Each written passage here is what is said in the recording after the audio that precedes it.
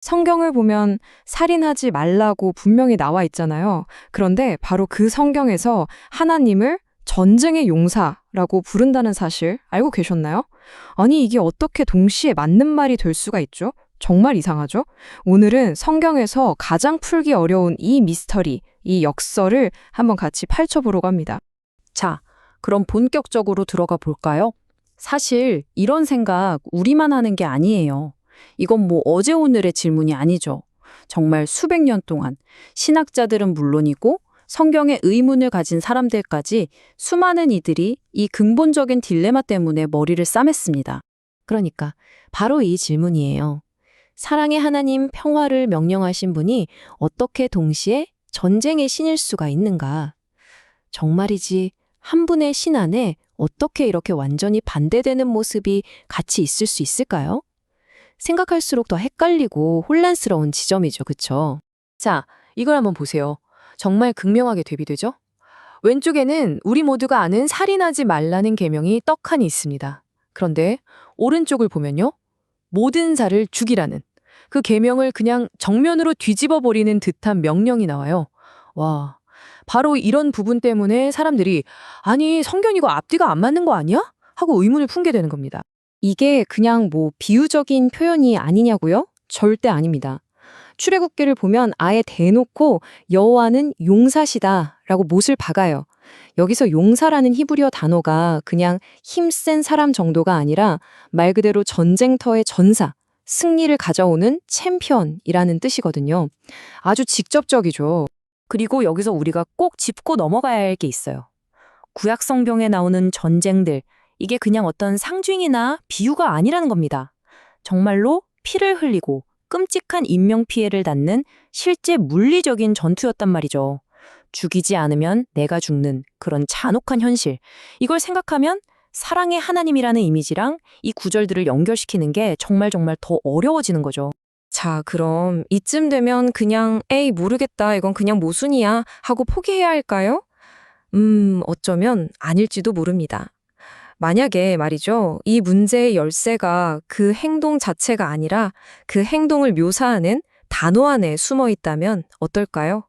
네, 바로 그 언어 속에 단서가 있을 수 있다는 거죠. 그래서 지금부터 히브리어 원문, 그 뿌리로 한번 거슬러 올라가 보겠습니다. 그러니까 우리가 지금부터 세워볼 가설은 이런 겁니다. 이 모든 게 사실은 하나님의 모순이 아니라 우리가 그 단어들을 잘못 번역했거나 최소한 그 깊은 뜻을 오해한 데서 비롯된 게 아니냐는 거죠.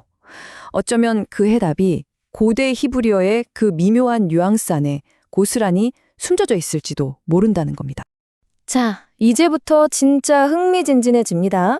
우리가 찾고 있는 그 결정적인 단서가요. 정말이지 전혀 상관없어 보이는 두 개의 히브리어 단어, 그 관계 속에 숨어 있거든요. 바로 전쟁과 빵입니다. 네? 전쟁과 빵이라니? 이게 무슨 소리냐고요?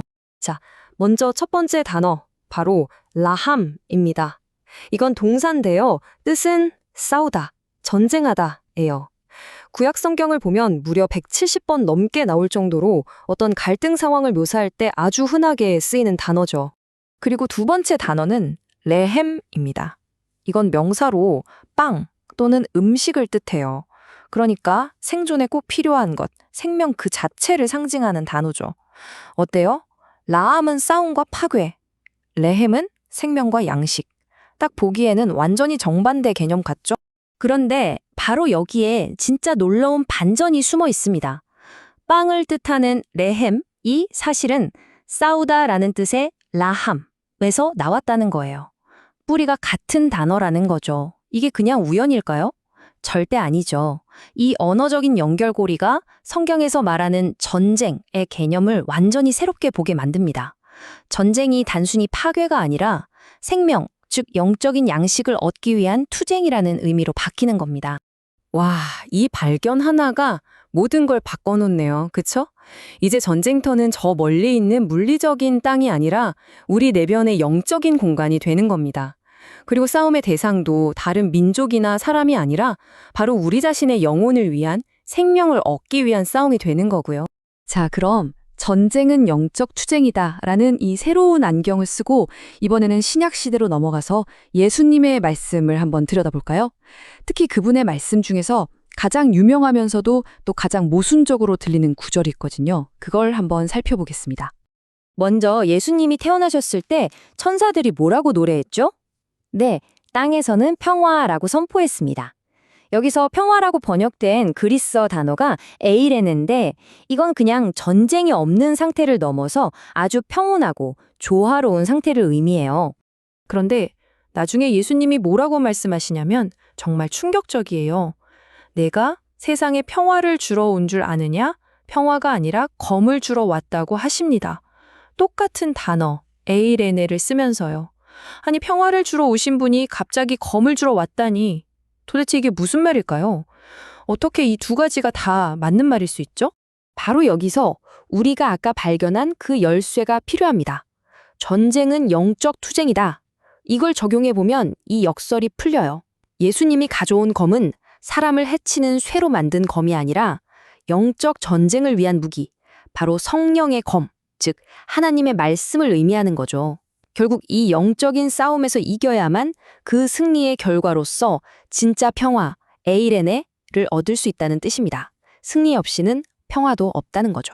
자, 그렇다면 이 이야기가 우리에게까지 이어집니다.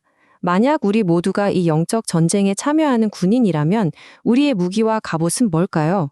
도대체 뭘로 무장해야 할까요? 신약 성경을 보면 이 영적 갑옷에 대해 아주 자세하게 설명하고 있어요. 이건 당연히 물리적인 갑옷이 아니죠. 우리의 몸이 아니라 마음과 생각을 지키기 위한 겁니다. 보세요. 의의 흉패, 믿음의 방패, 구원의 투구. 이 갑옷의 각 부분은 우리 내면의 전쟁터에서 아주 분명한 역할을 담당하고 있습니다. 이런 전쟁에 대한 비유는 신약 성경 전체에서 아주 일반되게 나타나요. 우리 손에는 성령의 검이 들려 있고 악한 자가 쏘는 불화살 같은 공격을 막아내야 합니다. 그리고 이 싸움, 우리 혼자 하는 게 아니에요. 우리 곁에는 함께 싸우는 전우들도 있습니다. 자, 그래서 결론입니다. 앞으로 우리가 성경에서 전쟁이라는 단어를 마주할 게 단순히 피비린내 나는 옛날 전투를 떠올릴 게 아니라는 거죠. 그 대신에 바로 우리 인간이 의미와 목적, 그리고 영적인 생명을 얻기 위해 벌이는 끝없는 내면의 투쟁을 떠올려야 합니다. 어떻게 보면 우리 인생 여정 전체를 담고 있는 하나의 거대한 은유라고 할 수 있겠네요. 결국 이 오래된 이야기는 그냥 과거의 기록으로 끝나는 게 아닙니다. 오히려 우리 자신을 비추는 거울이 되어서 우리에게 질문을 던지는 거죠. 그렇다면 지금 당신이 싸우고 있는 그 영적 전쟁은 무엇입니까?